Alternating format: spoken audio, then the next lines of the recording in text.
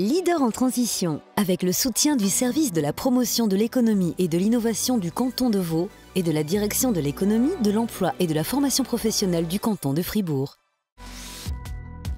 Fabriquer en Suisse, c'est le défi que se sont lancés les deux entrepreneurs qui se rencontrent aujourd'hui dans Leader en transition.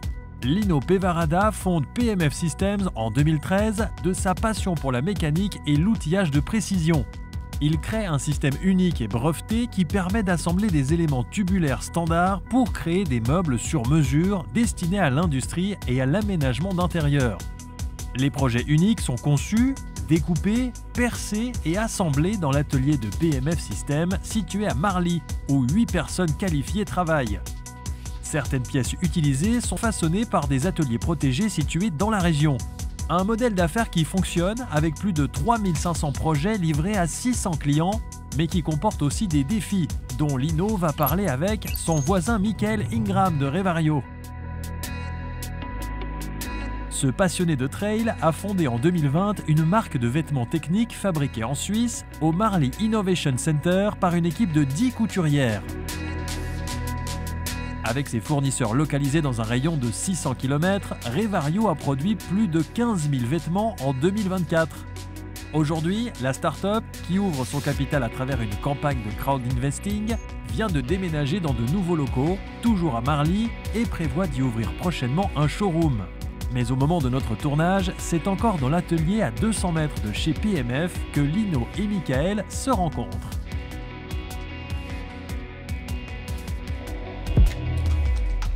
Salut! Salut Lino, ça va? Ah, et toi? Ouais, bien. Ouais, bienvenue chez Revario. Merci.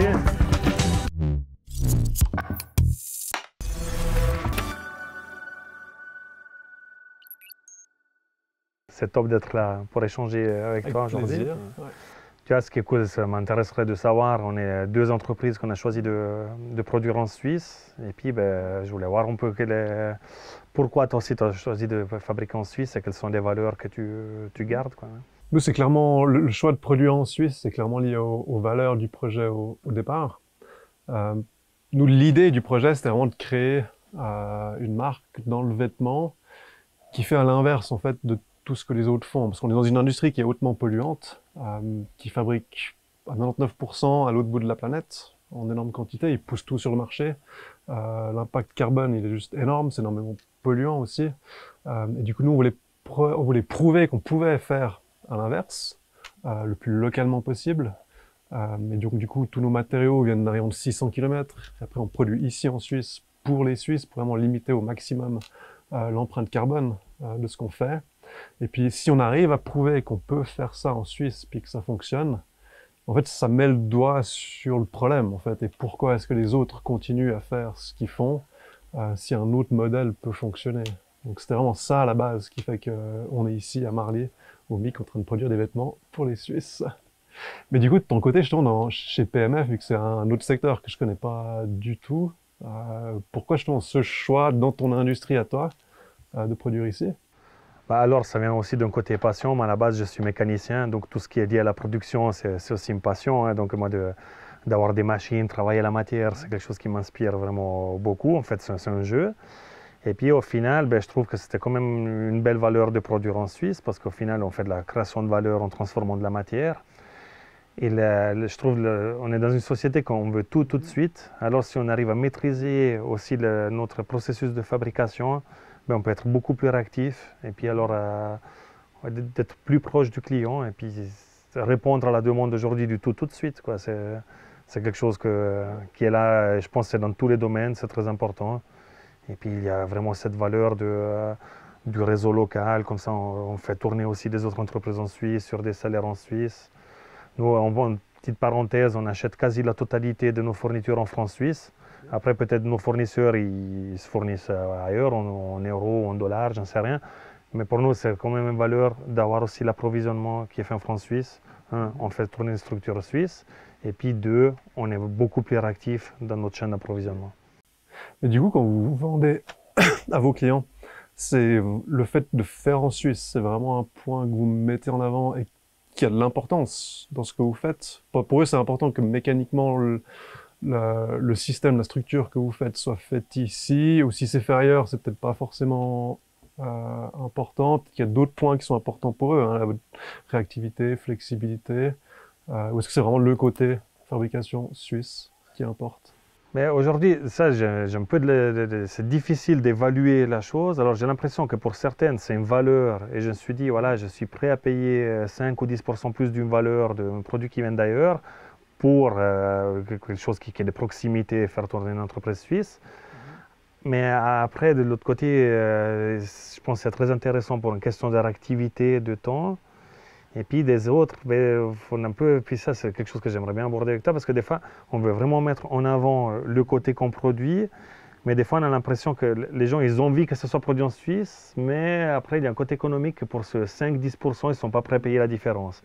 Alors ça c'est quelque chose qui est un peu, voilà, je pense dans les fonds, on a envie de bien faire, de travailler tout en local, mais c'est pas toujours perçu de se dire ok je le fais, je suis prêt à payer quelque chose de plus. Ouais. Puis là, je ne sais pas, vous, si vous sentez ça aussi, ce côté... Le fait que le client soit un peu réticent des fois à payer plus pour quelque chose de local, on l'a clairement dans le monde du vêtement. Dans le monde du vêtement, les gens sont aussi attirés par payer le moins cher possible hein, pour un vêtement, pour avoir le plus de vêtements possible. Après, je pense qu'il y a un côté où il faut éduquer le client et lui expliquer justement à travers l'histoire de ce qu'on fait ici, de voilà pourquoi le vêtement coûte peut-être un peu plus cher, parce que voilà, on fait tout ici, on fait travailler des personnes en Suisse, avec des salaires suisses, donc oui, ça va coûter plus cher. Par contre, moi, je suis d'avis qu'il ne faut pas forcément que ça coûte beaucoup plus cher. Parce que, enfin, dans le sens que c'est clair que si on veut aller à l'inverse du système, ça va coûter plus cher, parce qu'on fait complètement différemment de ce que le système est prévu pour. Par contre, je pense que c'est aussi à la marque, à l'entreprise de s'adapter, peut-être de faire différemment pour trouver des solutions, en fait, pour avoir un prix quand même qui soit correct, pour pas que toute l'augmentation de prix, en fait, soit poussée sur le client. Puis nous, c'est un peu, c'était l'idée de base, en fait, dans le projet Revario, c'était de dire, on veut pas forcément être plus cher que la concurrence, même une concurrence, on va dire, haut de gamme, et du coup, on va essayer de trouver d'autres solutions pour pouvoir être au même prix et de faire en sorte que ça fonctionne. Et c'est pour ça, en fait, qu'on produit nous-mêmes et qu'on n'a pas sous-traité, parce que ça nous permet d'avoir zéro intermédiaire, en fait, entre la production et le client final. Ce qui fait que si tu mets nos vêtements dans un magasin, t'as pas forcément de différence de prix qui sera perçue par le client. Ouais. Mais je sais pas si c'est quelque chose que vous avez de votre côté aussi, du fait que vous produisez vous-même aussi à Marly toute votre structure. Vous êtes dans la même configuration que nous, dans le sens que vous n'avez pas d'intermédiaire entre vous et puis le client final, ce qui fait que toute la marge, au final, elle revient chez vous.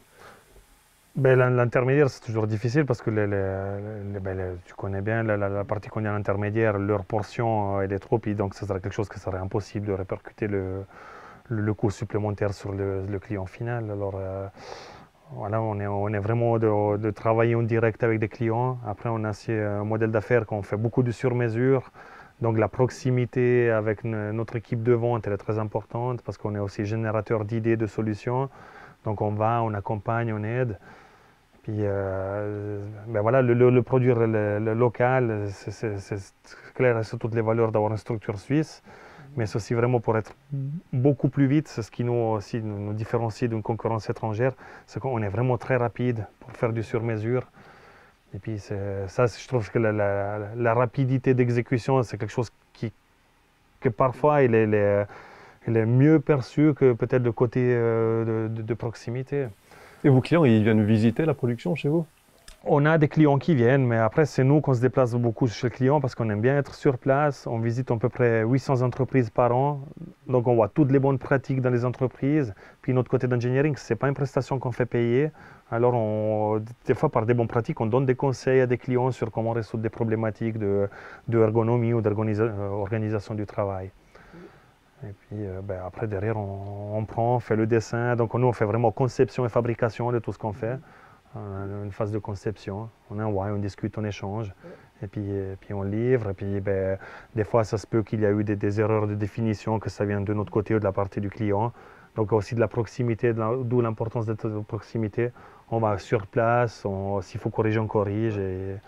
Tout ce que vous utilisez aussi devient localement ou régionalement? Enfin, le métal que vous achetez pour assembler vos structures, Tout ce qui est matière, on achète par contrat cadre auprès de distributeurs suisses. Donc, nous, on achète en francs. Après, où ils vont chercher la matière, on ne sait pas. Mais en tout cas, nos stocks, ils sont en Suisse, dans une entreprise en Suisse qu'après, ils nous livrent. Puis ils vous livrent rapidement. Eux, ils ont leur circuit de livraison, c'est 3 fois par semaine. Alors, nous, on essaie d'organiser, de rassembler. On a aussi quand même, on regarde toujours bien de centraliser le transport, de ne pas envoyer des camions à droite à gauche, mais de tout regrouper si on peut. Puis ben, pour la matière, la même chose. Hein. Ah, parce que nous, c'est clairement un point qui nous aide, la rapidité de toute la chaîne logistique. Parce que si on prend par exemple ce qu'on produit pour les nouveaux produits qu'on lance pour nos clients qui achètent en ligne, une marque standard, aujourd'hui, on est en été 2025, ils sont en train de designer la collection pour l'hiver 26-27, parce qu'ils ont tellement de temps en fait, de production, de distribution, qu'ils doivent prévoir autant à l'avance. Nous, on peut être sur 3 semaines entre le développement d'un produit et puis sa mise en vente, ce qui nous permet d'être bien plus réactifs. Surtout quand quelque chose fonctionne, qu'on voit que ça fonctionne, on peut s'appuyer dessus pour lancer une nouveauté similaire, lancer quelque chose qui fonctionne. Et du coup aussi pour nos clients entreprises, eux qui commandent quelque chose généralement chez la concurrence, ils seront sur un délai de 3, des fois 4 mois pour avoir quelque chose de personnalisé.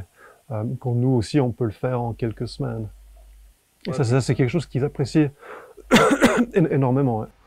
Mais je pense que le contact direct avec le producteur, c'est quelque chose il y a quand même un bon noyau de la population pour lesquels c'est une valeur hein, d'avoir cette proximité avec les fabricants justement pour personnaliser, faire les petites choses, c'est quand même c'est important. Hein. Puis vous, comment vous communiquez le fait que vous produisez en local? Comment vous passez le message à votre clientèle? Vous êtes par des réseaux ou vous avez des actions spécifiques pour mettre en valeur votre production locale ou... Ce qu'on fait ici, on le communique principalement sur les réseaux sociaux. Aujourd'hui, on fait beaucoup de vidéos. On va mettre en avant nos couturières, on va expliquer ce qu'elles font, on va dire quels sont leurs parcours, d'où elles sont venues, puis comment est-ce qu'elles sont arrivées ici, puis qu'est-ce que ça leur apporte d'être ici, puis comment est-ce qu'elles font nos vêtements, pour que les clients puissent voir comment un vêtement il est fait.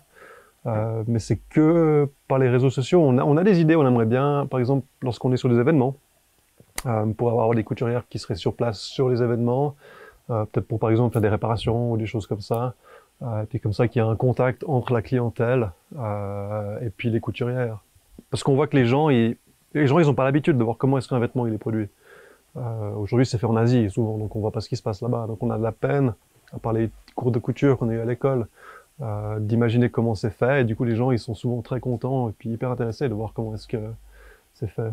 Ou des fois, on fait aussi ça me fait juste penser, on fait des visites aussi d'entreprises ou d'écoles qui viennent. Et puis des fois, ils font même des exercices où l'entreprise, du coup, ils vont assembler un t-shirt, donc ils vont le découper, ils vont le coudre. Et puis à la fin, ils ont leur t-shirt, on peut mettre leur nom dessus, tout ça. Mais ça c'est plutôt pour un côté B2C, hein, comme je sens.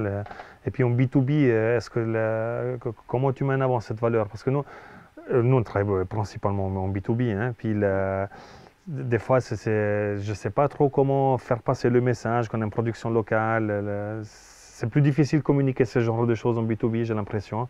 Puis ben voilà, si tu as des idées... Photos et vidéos, c'est ce qu'on fait ici. Tu dis ta structure pour ton présentoir, etc. Ben voilà, il a été fabriqué par tel et tel, tu vois, je sais pas, par Robert à Marly. Tu mets une photo de lui en train de souder la structure et tout ça. Tu transmets aussi par email aussi. C'est ce qu'on fait nous avec nos clients à nous. On va filmer ou prendre en photo la production de leur t-shirt. Après, on enverra par email du coup à la personne qui le relaye du coup à l'ensemble de l'entreprise. Et puis qui dit regardez la vidéo de vos t-shirts qui sont en train d'être produits. Puis c'est telle ou telle couturière qui l'a fait. On va aussi commencer à mettre ça quelque chose dans le B2C aussi, où quand tu le reçois, tu auras quelque chose avec la photo des couturières qui auront produit le vêtement. Mais il faut, parce que c'est une vraie force, je trouve, d'avoir ce lien. Où tu peux vraiment voir et connaître les humains qui sont derrière. Et puis les gens en Suisse, ils ont plus de liens avec ces personnes-là, parce que c'est le même pays, c'est la même culture. Que si tu as quelqu'un dans un autre pays, tu auras peut-être moins le lien, l'attache émotionnelle avec ces personnes-là. Et donc ici, je pense qu'il faut d'autant plus le faire. Mais ou juste une simple photo. Hein. Prends le téléphone, prends les photos dans l'atelier de la structure en train de se faire monter, et puis tu le transmets. Et puis publier un peu, diffuser un peu ce message. Oui.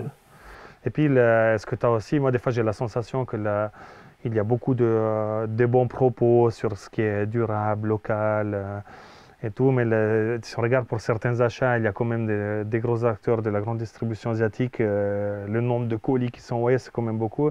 Des fois j'ai l'impression qu'il y a une envie, les gens, de dire, ben voilà, je fais attention où j'achète les choses, mais derrière il y a toujours un aspect économique qui fait que pour même 5 ou 10% de différence, on passe plutôt sur un clic qui vient d'Asie plutôt que d'acheter en Suisse. Est-ce que vous sentez aussi un peu dans ce sens, faire comme je dis mais pas comme je fais Si, il y a clairement, ouais.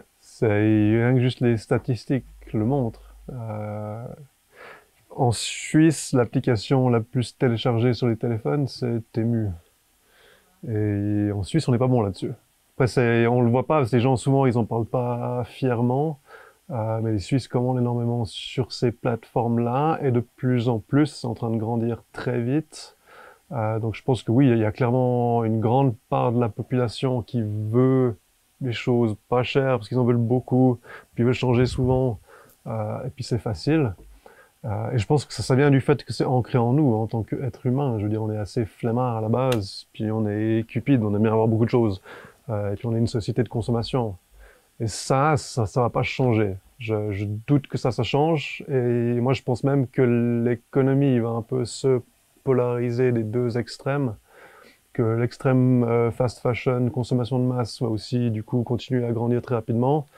Mais que cet extrême-là va pousser l'autre extrême, en fait, de faire le plus durablement possible.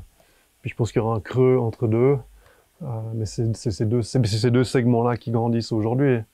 Et que même malheureusement, si le monde continue à aller de plus en plus mal, la consommation de masse et ces modèles-là, ils continuent à grandir. Je veux dire, Shein, Wish, Temu, ils continuent à exploser. Mais des fois, ça fait quand même peur parce que ben voilà, tu gères aussi ton entreprise, tu sens quels sont les coûts, hein, même les coûts d'achat de matière. Puis des fois, tu as des prix en ligne, que le prix de vente final, tu n'arrives même pas à acheter la matière pour fabriquer ce que tu vends, quoi. Donc, tu vois, des fois, c'est assez impressionnant. Je sais pas ce que toi tu penses par rapport à ça, mais il faut le faire.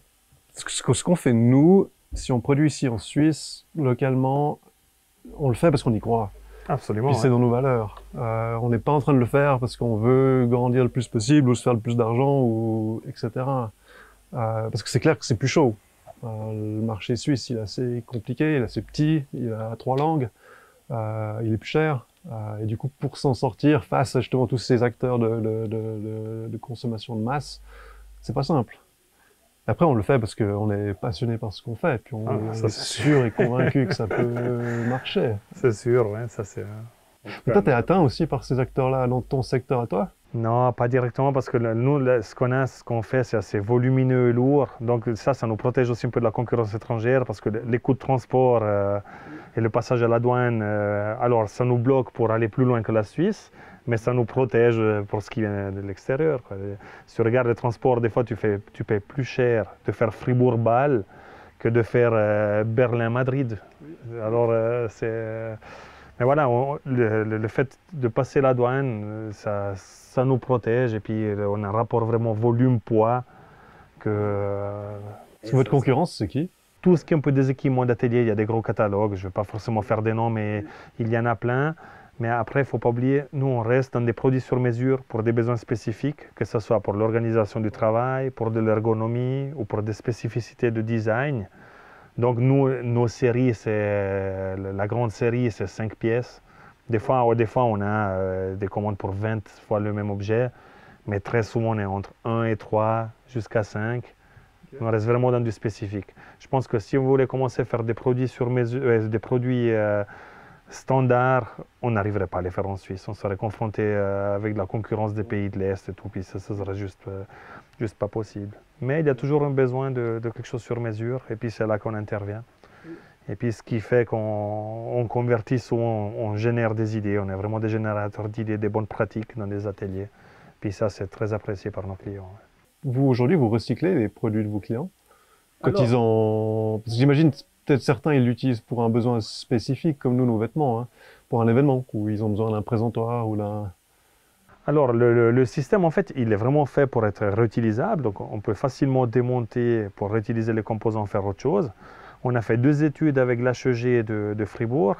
En fait, on voulait faire un système de cashback. En fait, admettons, tu achètes une table qui a une valeur de 1000, et puis il pourrait y avoir potentiellement 20% de la valeur en cashback si tu nous rends l'objet. Comme ça, nous, après, on va redémonter.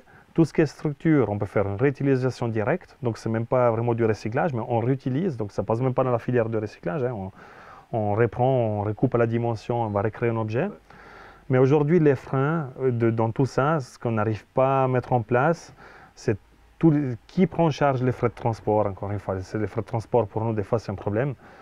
Parce que, admettons, tu peux récupérer 100 ou 200 francs cashback, et puis tu as 250 francs de transport pour acheminer l'objet de ton entreprise jusqu'à un autre quai de chargement. Ben, nous, on ne peut pas se le permettre de le payer, parce qu'au final, on a quand même un aspect économique qu'on doit survivre. Et alors, ben, voilà, c'est ça qui est difficile. Alors, on a fait toutes ces études avec l'HEG, c'était super, vraiment. Il y a eu 2 étudiants qui ont fait leur travail de final de master là-dessus. On a tout décortiqué, de regarder jusqu'à quelle marge on pourrait faire et tout. Mais ce qui sort de l'étude, vraiment, le gros frein, c'est qui paye ces frais.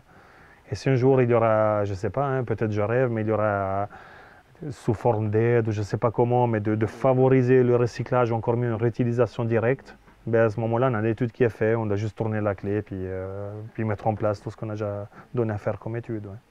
Bah, il faudrait presque que les entreprises reçoivent des subventions dans le cas où ils font des actions où ils recyclent par exemple des choses en interne au lieu de les jeter. Oui, ou d'être créatif dans rapatrier, mais après, nous, on ne va pas développer un business de comment rapatrier des objets parce que ce n'est pas notre... c'est pas notre cahier de charge, quoi. Alors ça, c'est... C'est comme nous, on n'a pas de solution pour recycler nos vêtements. Aujourd'hui, la filière de recyclage du vêtement n'existe pas, ou très peu, parce qu'ils n'arrivent pas à défaire les fibres en fait des tissus. Par exemple, un tissu qui serait mélangé, par exemple, avec du polyester et de l'élastane, ils n'arrivent pas à séparer la fibre de polyester de la fibre d'élastane pour ensuite refaire des nouvelles fibres et refaire un tissu. Ils travaillent dessus. Mais il n'y a pas encore de solution. Un tissu qui serait 100% en polyester, il peut être recyclé, parce qu'il n'y a qu'une seule fibre. Mais après, il faut encore que le vêtement il soit pensé dans le sens que tous les autres éléments, fermeture éclair, logo, autres détails dessus, puissent être facilement enlevés ou aussi recyclés pour que ça fonctionne. Donc ça fonctionne bien avec quelque chose de simple comme un t-shirt. Mais du coup, au sens large, il n'y a pas de solution chez nous non plus. Donc nous, on va plutôt favoriser la réparation, pour que le client puisse le garder le plus longtemps possible. Et après, quand il est vraiment plus possible de le réparer, il n'y a pas moyen de le recycler. Donc c'est de trouver, est-ce qu'on peut le transformer en autre chose qui puisse être utilisé, je sais pas, par le domaine de nettoyage, pour faire des pâtes, pour nettoyer des locaux, des choses comme ça. Ouais. Mais après, si c'est construit résistant, ben, le t-shirt, au lieu d'en changer un tous les ans, tu en changeras un tous les 10, quoi. Donc ce que vous faites, c'est quand même très, très solide. J'ai des vêtements Revario, puis c'est solide, c'est indestructible, c'est sûr. Ouais. Puis ben, je vois, hein, vous êtes en forte croissance. Ben, d'ailleurs, vous allez bientôt déménager, donc c'est cool. Hein. Moi, j'ai vraiment très admiratif de votre projet. C'est vraiment très, très sympa. Puis maintenant, ben, vous avez cette phase de scale-up, hein, où le volume, quand même, ils augmentent et tout. Puis est-ce que tu penses que vous allez toujours être vraiment capable et de garder vos valeurs de proximité? Parce que je peux imaginer que quand tu grandis, ben, tu peux être tenté je ne sais pas s'il peut y avoir des autres sources, je ne connais pas du tout le domaine, hein, mais je ne sais pas s'il pourrait y avoir des autres sources d'approvisionnement. Comment vous allez gérer ça? Est-ce que vous allez toujours rester sur votre cœur? J'imagine oui, parce que c'est ce que les gens aiment, hein, mais je pose une petite question un peu qui... Non, c'est une bonne question. C'est une question que je me pose souvent moi-même, qui est pas simple à répondre, parce que quand on démarre une entreprise, bah, tu sais, tu as plein de contraintes dans tous les sens, puis une grosse contrainte financière aussi. Tu es toujours en train de courir après le cash. Et c'est là que du coup, tu peux être tenté de vouloir prendre des raccourcis, peut-être grandir un peu plus vite pour attirer peut-être certains investisseurs, du coup, pour résoudre tes problèmes de cash, puis continuer dans ta direction. Mais je pense que ce qui est important, c'est de pas déroger à ses valeurs. Je pense qu'il faut grandir. Enfin, moi, je suis quand même du point de vue qu'il le faut, dans le sens que, comme je disais au début, l'objectif du projet, c'est de faire quelque chose qui a du sens pour la planète. et pas juste la Suisse romande. Donc si nous, on devient une entreprise suisse romande, mais qui produit des vêtements ici pour les Suisses romandes, c'est bien pour les Suisses romands. Mais ça va rien changer au final, par rapport à la situation sur la planète en général.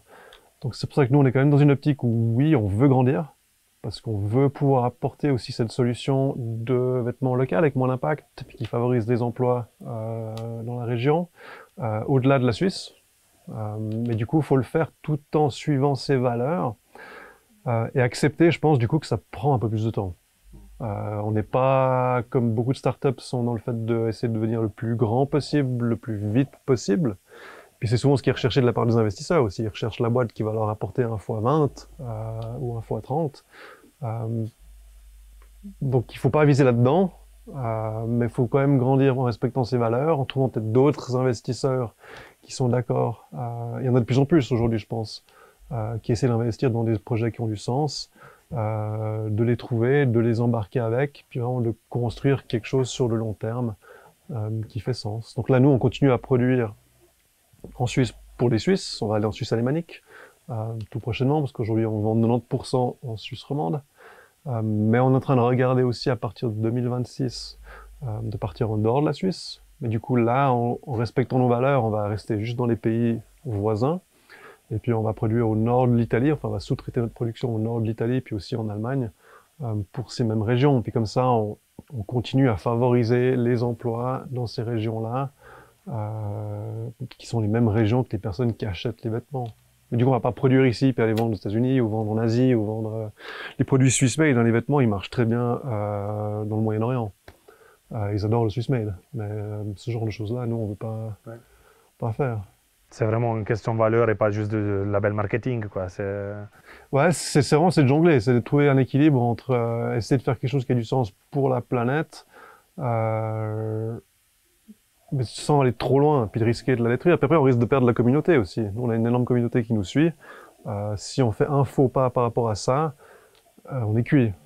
Après, tu as aussi une notion culturelle de Ute, hein, donc tu verrais quoi, tu as un Revario Italie, un Revario Germanie qui serait géré par des Italiens ou des Allemands sur des valeurs locales à eux, et puis vous désignez les habits, et puis c'est... Donc, Revario Germanie, vous allez produire les habits en Allemagne, pas forcément avec les mêmes composants que ce que vous avez maintenant, hein, parce que peut-être que le fournisseur il change. Mais tu veux vraiment un développement plutôt comme des franchisés ou Non, on a souvent parlé du modèle de franchise, mais on n'a pas trop envie de s'embarquer là-dedans. C'est quand même relativement compliqué de réussir à franchiser ça un peu partout. Donc là, non, ça serait plutôt un Revario uniforme. Donc ça serait les mêmes produits hein, qui seraient faits en Suisse, mais qui seraient du coup aussi faits en Italie ou en Allemagne, donc avec les mêmes tissus, le même design. Et le tout serait géré depuis la marque ici à Marly dans le canton de Fribourg. Où du coup on travaillerait avec des sous-traitants en Italie, des sous-traitants en Allemagne qui feraient des vêtements et puis qui feraient la distribution, qui géreraient les retours et ainsi de suite. Avec aussi sûrement à un moment donné des équipes aussi localement pour piloter un peu tout ce qui est développement du business, le marketing dans ces régions-là. Puis la Suisse, l'avantage qu'on a, c'est qu'on est trilingue et du coup ça nous permet du coup aussi de déployer la communication qu'on fait ici en Suisse, aussi aux pays aux alentours, vu qu'une communication en suisse romande en français va parler aux Français, pour les Tessinois en italien ça parle aux Italiens et puis en Suisse alémanique pour les Allemands. Donc pour moi, je trouve que c'est une vraie force d'être en Suisse pour après pouvoir aller dans les pays autour. Surtout qu'ils adorent aussi le côté suisse d'une marque. Mais de votre côté, justement, aujourd'hui, vous continuez à grandir. Aujourd'hui, vous êtes principalement en Suisse romande ou déjà? Alors, on a une structure de vente qui était surtout de la Suisse. Mais ce qu'il y a, on a peut-être un peu trop de pistes parce que, alors aujourd'hui, nos produits, on peut appliquer dans tout ce qui est mobilier d'atelier ou tout ce qui est lié à la signalétique ou des points de vente ou la décoration intérieure, mais on est surtout actif dans tout ce qui est industrie. Alors, toute industrie manufacturière, c'est potentiellement un client. Mais après, il y a tellement de leads qu'on a en Suisse, on remarque, des fois on est trop dispersif, on va un peu trop partout. Alors, on va peut-être un peu plus recentraliser pour moins faire un peu one shot par-ci par-là. Alors on va s'organiser, mieux structurer notre partie de vente, mais sinon oui, on est dans toute la Suisse, mais on ne va pas en dehors de la Suisse.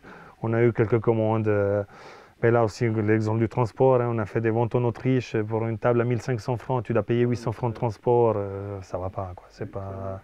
Et puis là, moi j'ai du mal à me dire, voilà, un objet de valeur de 1500 francs payé 800 francs de transport, ça me... Ouais. Je trouve vraiment c'est non-sens, quoi. Ouais. Alors si on voudra grandir pour aller plus loin, ben, on s'était posé la question quelques fois, mais après ce système franchisé et tout, ouais, je sais pas, je suis pas trop, tu dis, la mise en place, c'est pas forcément la chose la plus simple. Puis alors, pour le moment, on tourne autour de l'arbre et à chaque tour on ajoute un mètre à la corde. Et puis, Vous avez des employés suisse-allemands pour la partie suisse-alémanique? Oui, parce que alors, moi, malheureusement, je ne parle pas l'allemand, donc je fais partie des Tessinois qui sont partis pour des études à Fribourg et sont restés à Fribourg. Donc je parle italien, français, anglais, mais pas l'allemand. Et puis, donc j'ai quelqu'un de la vente qui est suisse-allemand, puis il me dit, voilà, pour aller vendre en suisse alémanique, il faut être suisse-allemand et parler suisse-allemand. Ouais. Alors je pense qu'au niveau culturel, c'est quelque chose que je sens peu parce que je ne suis pas là-dedans. Mais comme je le vois, il faut être suisse-allemand pour vendre en suisse-allemand. Ouais, nous, on a essayé en anglais. Non, nous aussi, on essaye. Français, on oublie. Et puis, on vient d'embaucher nos premiers employés suisse-allemands. Ouais. Pour commencer le marché suisse-allemand. Ah non, je pense qu'il faut... c'est aussi une question de valeur. Hein. On parlait avant de mettre en avant les valeurs. Donc, quand tu es acheteur, tu veux être dans la zone de confort, donc tu veux parler ta langue natale. Et puis une question de valeur. Alors, l'entreprise, si veut mettre en avant ses valeurs, il va s'adapter à moi aussi, quoi. Alors, on a des romans pour la Suisse romande. Des Tessinois? Après, moi, je m'occupe du Tessin. Quand je vais chez ma famille, je m'occupe de faire la petite tournée au Tessin auprès de nos clients tessinois. Ouais. Trop bien. Alors, déjà, c'est super cool qu'on ait c'était cool que tu sois venu. Ouais. Joli échange. À 200 mètres. On va continuer à produire en Suisse, quoi. À fond. Et vive le Swiss Made. Ouais, bim. c'est ça, ouais. Leader en transition, avec le soutien du service de la promotion de l'économie et de l'innovation du canton de Vaud et de la direction de l'économie, de l'emploi et de la formation professionnelle du canton de Fribourg.